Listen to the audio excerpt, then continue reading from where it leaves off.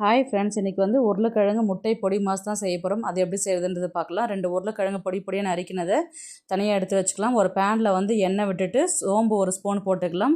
ஒரு பெரிய வெங்காயம் பொடி பொடியாக நறுக்கினதை வந்து பச்சை ஸ்மெல் போகிற அளவுக்கு நல்லா வதக்கி விடலாம். ஒரு கைப்பிடி கறிவேப்பிலை சேர்த்துக்கலாம்.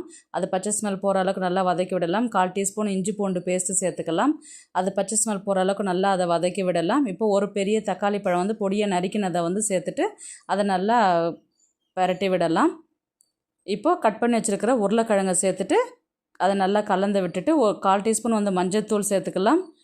1/4 டீஸ்பூன் வந்து சால்ட்டு சேர்த்துக்கலாம். 1.5 ஸ்பூன் கிட்ட வந்து பார்த்திங்கன்னா நான் குழம்பு மிளகாத்தூள் தான் சேர்த்துருக்குறேன்.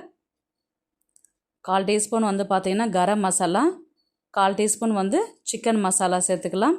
இதெல்லாம் நல்லா பச்சை ஸ்மெல் போகிற அளவுக்கு நல்லா அதை வதக்கி விடலாம்.